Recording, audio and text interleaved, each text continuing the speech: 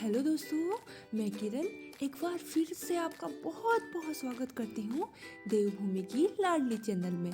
पिछली वीडियो में हमने उत्तराखंड नदी तंत्र के बारे में यानी कि एक वीडियो हमने अपलोड कर ली है जिसका नाम है यमुना नदी तंत्र। आज हम गंगा नदी तंत्र के बारे में जानेंगे।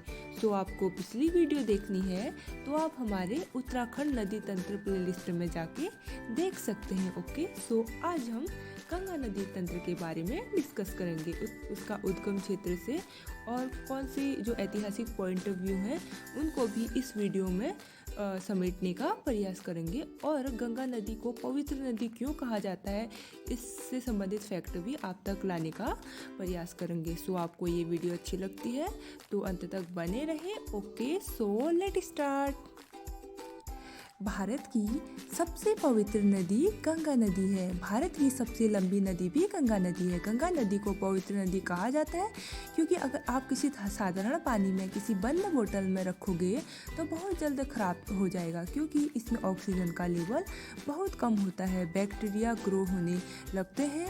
लेकिन अगर आप किसी साफ जगह से गंगा का पानी लेते हैं तो वो लंबे समय तक खराब नहीं होता है। ऐसा क्यों होता है, इसको जानने के लिए साइंटिफिक रिसर्च हुई। तब जाकर पता चला कि शुरुआत में भागीरथी और कई सहायक नदियों से सल्फर की अधिक मात्रा आई और सल्फर बैक्टीरिया किलर होता है। दूसरा कारण हो सकता है बैक्टीरियोफेज, एक ऐसा वायरस जिसे बैक्टीरिया बिल्कुल भी पसंद नहीं है। आसपास की सभी बैक्टीरिया में अपना डीएनए इंजेक्ट करके उन्हें मार डालता है। अगर किसी पानी में बैक्टीरियोफेज होता है तो उसमें बैक्टीरिया नहीं होता है और ऑक्सीजन लेवल भी कम नहीं होता है, तो वो पानी जल्दी ही खराब नहीं होगा। इसलिए गंगा का जल खराब नहीं होता है। तभी मान्यता है कि गंगा में स्नान करने से सभी बीमारियां समाप्त हो जाती है। अर्थात इसके पीछे भी रीज़न है कि जो बैक्टीरियोफेज होता है वो एक हानिकारक वायरस नहीं है। इसका उपयोग दवाई बनाने के लिए भी किया जाता है क्योंकि ये बैक्टीरिया को किल करता है। इसलिए भी जब प्राचीन काल में दवाइयाँ नहीं हुआ करती थी उस टाइम में लोग गंगा में स्नान करके अपने रोगों से मुक्त हो जाते थे। इसी मान्यता के द्वारा आज गंगा नदी को पवित्र नदी माना जाता है। लेकिन आज मानव की आवश्यकताएं गंगा को नदी को खराब करती जा रही है। कहा जाता है कि अगर हम प्रकृति के साथ जितना खिलवाड़ करेंगे वह भी हमारे साथ उतना ही रौद्र रूप दिखाएगी। प्रकृति से उतना ही लेना चाहिए जितना हम प्रकृति को दे सकते। गंगा नदी गंगोत्री ग्लेशियर गंगोत्री धाम से 19 से 20 किलोमीटर गौमुख से निकलती है। इस जगह का नाम गौमुख इसलिए भी पड़ा क्योंकि इसका आकार गाय के मुंह के समान दिखाई देता है। गौमुख गंगोत्री ग्लेशियर बिल्कुल दक्षिण में स्थित है। ऐसा भी कह सकते हैं कि यह उसी गंगोत्री ग्लेशियर का ही एक हिस्सा है। और गंगोत्री ग्लेशियर की बात करें तो यह उत्तराखंड का सबसे बड़ा तथा भारत का दूसरा ग्लेशियर है। पहला ग्लेशियर भारत का सियाचिन ग्लेशियर है। गंगोत्री धाम 4 धामों में से एक धाम है। गंगोत्री उत्तरकाशी जनपद में स्थित गंगोत्री समुद्र तल से 3048 मीटर ऊंचाई पर ऋषिकेश से 255 किलोमीटर उत्तर तथा उत्तरकाशी से 99 किलोमीटर उत्तर पूर्व में स्थित है। यहाँ भागीरथी नदी का एक मंदिर है जिसमें गंगा, लक्ष्मी, पार्वती व अन्नपूर्णा देवी की मूर्ति स्थापित है। कहा जाता है कि यहाँ राजा भगीरथ ने स्वर्ग से गंगा को पृथ्वी पर लाने के लिए कठोर तपस्या की थी। वह स्वर्ग से पृथ्वी पर उतरती गंगा को इसी स्थान पर भगवान शिव ने अपने चरणों में बांधा था। इस मंदिर का निर्माण 18वीं शताब्दी में लगभग 250 वर्ष पूर्व गोरखा सेनापति अमर सिंह थापा ने कराया तथा पुनरुद्धार जयपुर के राजा माधव सिंह ने 1935 में करवाया। इस मंदिर के कपाट प्रति वर्ष अप्रैल में अक्षय तृतीया को खुलते हैं और इस दिन माँ की डोली उनके शीत ऋतु प्रवास मुखवा ग्राम में मार्कंडेय मंदिर को गंगोत्री के लिए रवाना होती है। सो अभी तक हमने गंगा नदी के बारे में बहुत से इम्पोर्टेंट फैक्ट जान लिए हैं। आगे हम भागीरथी नदी तंत्र के बारे में जानेंगे, यानी कि भागीरथी नदी तंत्र में कौन कौन सी उसकी ट्रिब्यूटरीज रिवर बनाती है और कहाँ तक ये भागीरथी नदी के नाम से जानी जाती है, उसके बाद ये कौन सी नदी के नाम से जानी जाती है।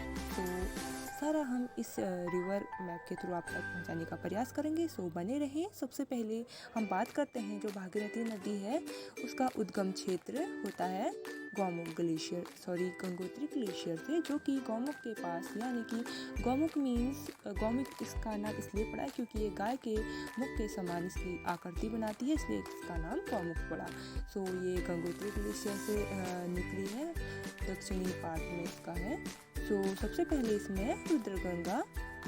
इसमें रुद्रगंगा मिलती है। आगे बढ़ते हुए ये जाड़गंगा यानी कि जानवी नदी भी इसे कहते हैं, जो कि भैरोघाटी संगम में भागीरथी नदी तंत्र में जाड़गंगा मिलती है। उसके बाद केदार गंगा, फिर अस्सी गंगा जो कि कंगोरी संगम पे भागीरथी नदी में अस्सी गंगा मिलती है। फिर नीलोन गंगा, सियार गंगा जो कि झाला के पास ही भागीरथी नदी तंत्र में मिल जाती है। उसके बाद भिलंगना नदी, यानी कि जो भिलंगना नदी है वो भागीरथी नदी तंत्र का इसकी सबसे बड़ी ट्रिब्यूटरी मानी जाती है। तो जो भिलंगना नदी है उसका उद्गम क्षेत्र गंगोत्री ग्लेशियर के पास में ही एक खतलिंग ग्लेशियर है, वहाँ से इसका उद्गम क्षेत्र हुआ है। सो खतलिंग ग्लेशियर से ये भिलंगना नदी आती है। इसकी भी बहुत ट्रिब्यूटरी है, जैसे मेद गंगा, दूध गंगा, धर्म गंगा, बाल गंगा, ये सारी इसकी ट्रिब्यूटरी है, यानी कि इसकी सहायक रिवर है।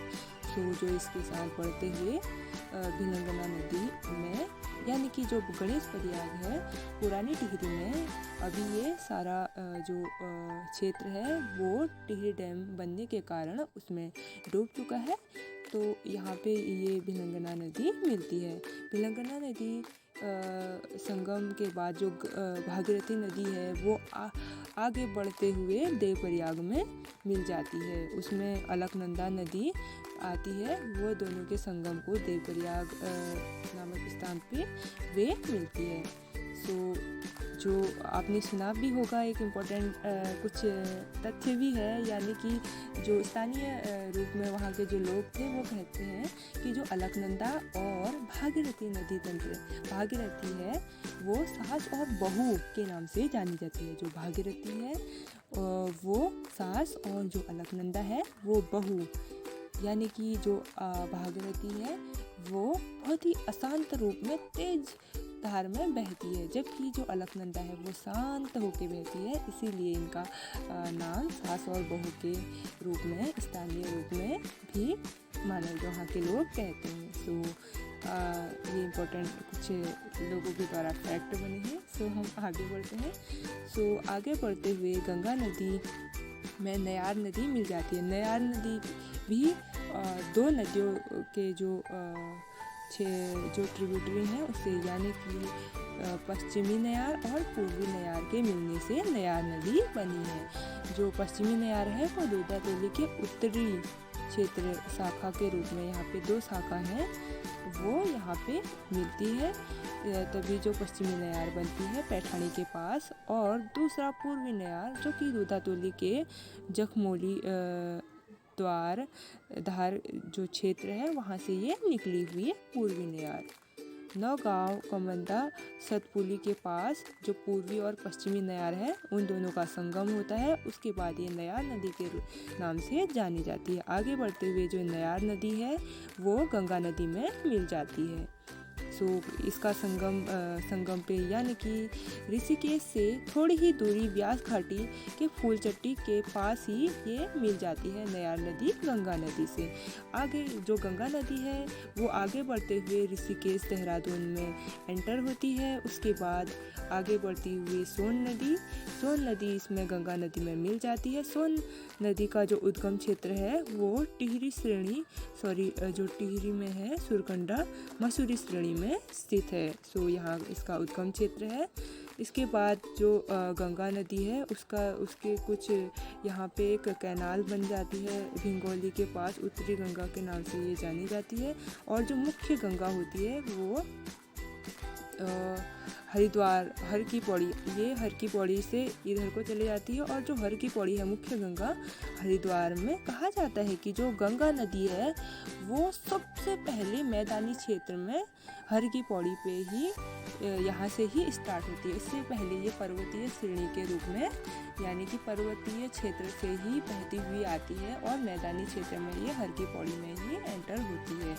सो हमने गंगा नदी तंत्र हरिद्वार हर की पौड़ी के बाद ये सबसे पहले आगे बढ़ते हुए यूपी में एंटर कर जाती है बिजनौर शहर में सबसे पहले। सो अभी तक का हमने गंगा नदी के बारे में कुछ जो उत्तराखंड में गंगा नदी तंत्र कितना है यानी कि भागीरथी नदी तंत्र को हमने जाना देवप्रयाग तक। उसके बाद यूपी में पहुंचने तक का सफ़र हमने जान लिया है। सो आगे हम इसी में अलकनंदा नदी, क्योंकि ये जानना भी बहुत इम्पोर्टेंट है, तभी तो पूरा जो रिवर सिस्टम होगा वो कंप्लीट होगा। हमने इस वीडियो में इसको इसलिए भी नहीं बताया क्योंकि काफ़ी कन्फ्यूजन रह जाता है। अगर हम छोटी छोटी वीडियो के थ्रू छोटे छोटे जो रिवर मैप हैं उनके थ्रू आप तक पहुँचाने का प्रयास करेंगे तो आप भी इन चीज़ों को जल्दी समझने का प्रयास करेंगे और हमारे लिए भी ये आसानी होगी, इसीलिए ये काफ़ी इंटरेस्टिंग है। सो आप भी मैप के थ्रू इन चीज़ों को समझ सकते हैं। अगर आप खुद चीज़ों को लिखने का प्रयास करेंगे, ट्राई करेंगे तो आप इजीली चीज़ों को समझने लगेंगे। आई होप आपको इतना समझ में आया होगा। सो नेक्स्ट वीडियो में हम अलकनंदा नदी। इस तरह की वीडियो पाने के लिए आप हमारे चैनल को लाइक शेयर एंड सब्सक्राइब ज़रूर करें ताकि हमारी आने वाली वीडियो आप तक इजीली पहुंच सके। So thanks for watching my video. Okay bye bye, say take care, see you soon next video.